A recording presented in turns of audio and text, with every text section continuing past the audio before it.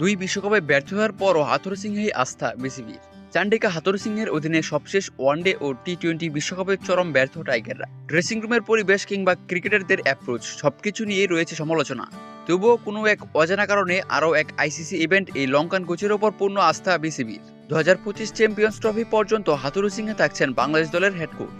হাথুরুকে কিসের এত ভয় বিসিবির? লঙ্কান কোচকে তোয়াজ করে চলেন খুদ বিসিবির সভাপতি। পারফরম্যান্স যাচ্ছে তাই, কিন্তু তাকে যেন কিছুই বলা যাবে না। 2023 সালের 31 জানুয়ারি দ্বিতীয়বারের মতো বাংলাদেশ ক্রিকেট দলের হেড কোচ হিসেবে যোগ দেন হাথুরু সিংহে। কিন্তু এই 1.5 বছরের বেশি সময়ে দলের পারফরমেন্সের গ্রাফ নিম্নমুখী। এই সময়ে তার অধীনে 3 ফরম্যাট মিলিয়ে 73টি ম্যাচ খেলেছে টাইগাররা, যার মধ্যে সবচেয়ে বাজে অবস্থা প্রিয় ফরম্যাট ওয়ানডেতে। 35 ম্যাচের মধ্যে 19 ম্যাচই হার। আর দ্বিতীয় অধ্যায়ে দুটি মেগা ইভেন্ট অংশ নিয়েছে বাংলাদেশ, 2023 ওয়ানডে ও 2024 টি-20 বিশ্বকাপ। দুই ইভেন্টেই সবাইকে চরম হতাশ করেছে দল। 2007, 11, 15 ও 2019 প্রতিটি আসরে 3টি করে ম্যাচ জিতলেও গত বছর ভারত বিশ্বকাপে সাকিবের নেতৃত্বাধীন দল জিততে পেরেছিল মোটে 2টি ম্যাচ। বিদায় নিয়েছিল গ্রুপ পর্ব থেকেই। এবছর আমেরিকায় অনুষ্ঠিত টি-20 বিশ্বকাপে সেমিফাইনালে কোয়ালিফাই করার সুবর্ণ সুযোগ ছিল, কিন্তু তা হেলায় হারিয়ে সুপার 8-এ উঠেই তৃপ্ত ছিল শান্ত বাহিনী। আফগানিস্তানের বিপক্ষে শীর্ষ 8-এর শেষ ম্যাচে ব্যাটসম্যানদের হাল ছেড়ে দেওয়ার ঘটনা বাংলাদেশের ক্রিকেটের ইতিহাসে অন্যতম বড় আক্ষেপ হয়ে থাকবে। কিন্তু এমন দুর্দশার পরেও হাতুড়িতেই আসা,